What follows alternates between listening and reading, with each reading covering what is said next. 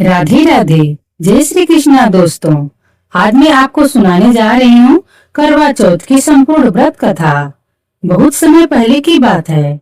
किसी साहूकार के 7 बेटे थे और उनकी एक बहन करवा थी। सभी सातों भाई अपने बहन से बहुत प्यार करते थे, यहाँ तक कि पहले उसे खाना खिलाते, फिर स्वयं खाना खाया करते थे। एक दिन जब करवा चौथ का व्रत आया तो करवा अपने ससुराल से मायके आई हुई थी। शाम को जब भाई खाना खाने बैठे तो अपनी बहन से भी खाने का आग्रह करने लगे, लेकिन बहन ने बताया कि आज उसका करवा चौथ का निर्जला व्रत है और वह खाना चंद्रमा को अर्घ देकर ही खाएगी। अपनी बहन को भूख प्यास से व्याकुल देख सबसे छोटा भाई ने पहाड़ी पर जाकर एक दिया जला दिया और उसे चलने की ओट में रख दिया और वापस आकर अपनी बहन से कहने लगा, बहन चांद निकल गया है, तुम अर्घ देकर खाना खा लो। करवा भागी भागी अपने भाभीियों के पास गई और कहने लगी, भाभी चलो चांद निकल गया, अर्घ देकर खाना खाते हैं। भाभियां सारी बात जानती थी। वो बोली, वाइसा अभी आपका चांद निकला है, आप अर्घ देकर खाना खा लो, हमारा चांद निकलने में अभी समय है। करवा भोली भाली भाभियों की यह बात समझ नहीं पाई और चांद को अर्घ देकर खाना खाने बैठ गई।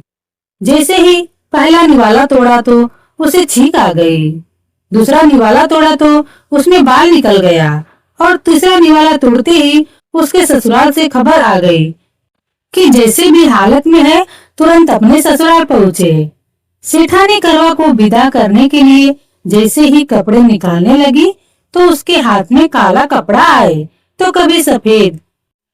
यह देखकर सेठानी को बहुत चिंता हुई और वह करवा से बोली, बेटा रास्ते में जो भी मिले उन सबके पैर छूती जाना और जो भी तुझे बोर सुहागन होने का आशीर्वाद दे तो वही अपने पल्ले में गांठ बांध देना।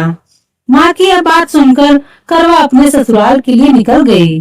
रास्ते में जो भी मिला करवा उन सबके पैर छूती गई।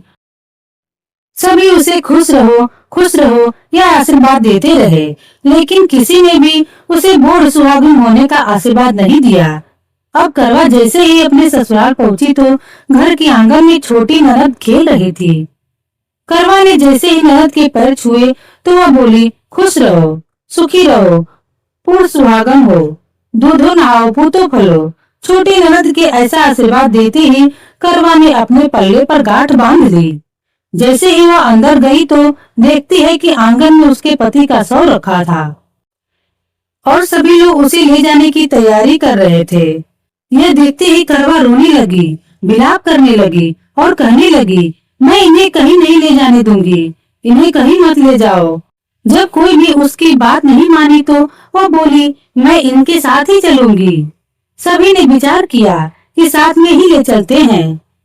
सभी के साथ करवा शमशान घाट पहुंच गई। जब पति के अंतिम संस्कार का समय हुआ तो वह बोली, मैं इन्हें नहीं जलाने दूंगी।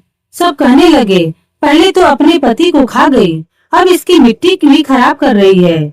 लेकिन करवा ने किसी की एक न सुनी। सभी लोगों ने आपस में विचार विमर्श किया और उसको शमशान में ही एक झोपड़ी डलवा दी। उस झोपड़ी में करवा अपने पति को लेकर रहने लगी। अब करवा सुबह शाम अपने पति की साफ सफाई करती और उसके पास बैठी रहती थी।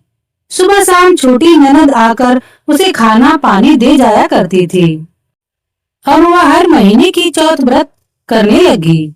व्रत करती, चंद्रमा को अर्घ देती और पूजा करने बैठती तो चौथ माता प्रकट होकर कहती, करवो ले घड़ मुखारी करवो ले, भाइयों की प्यारी करवो ले। तो करवा उनसे अपना सुहाग मांगने लगती। हर महीने की चौथ माता उससे कहती, तेरा सुहाग हमने नहीं, सबसे बड़ी चौथ माता ने लिया है, उनसे अपना सुहाग मांगना।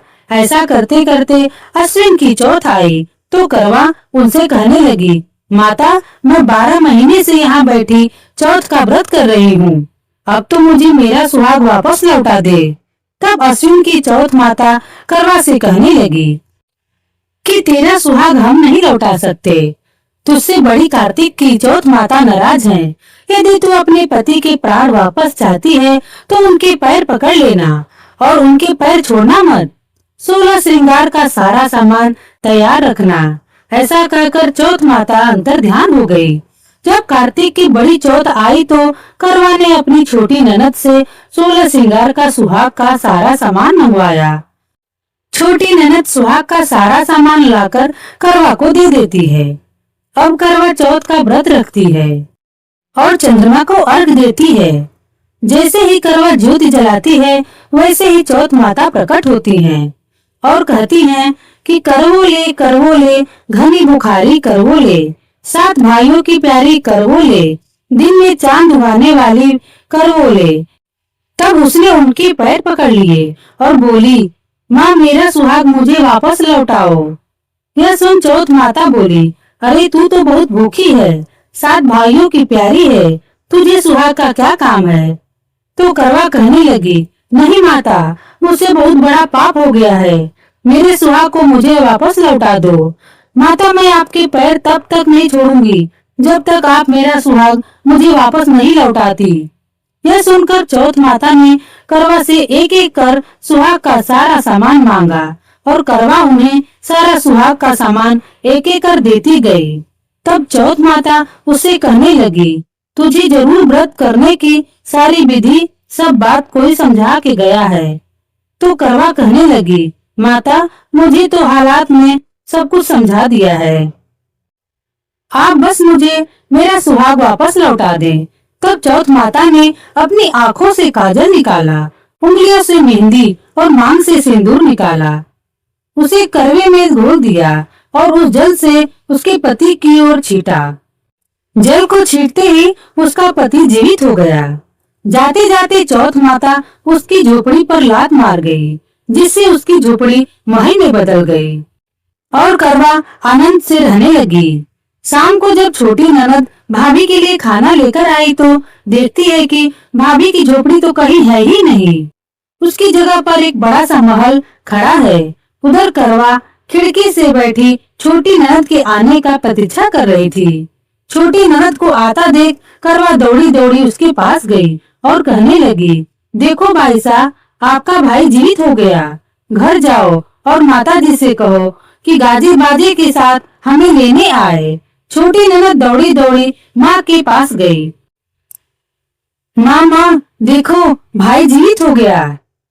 उसकी माँ कहने लगी, अब तक तो तेरी भाभी ही पागल हो गई थी, लेकिन उसके साथ रहते रहते अब तू भी पागल होती जा रही है। फिर उसकी ननद बोलती है, नहीं नहीं माँ, मैंने अपनी आंखों से देखा है, भाई जीवित हो गया है। यह सुन माँ और बेटी दोनों गाजे बाजे के साथ अपने बेटे और बहू के पास पहुँचे। बेटी को जीवित देख सास बहू के पैर छूने लगी और बहू सास के पैर छूने लगी और कहने लगी, माता जी देखो आपका बेटा जीवित हो गया।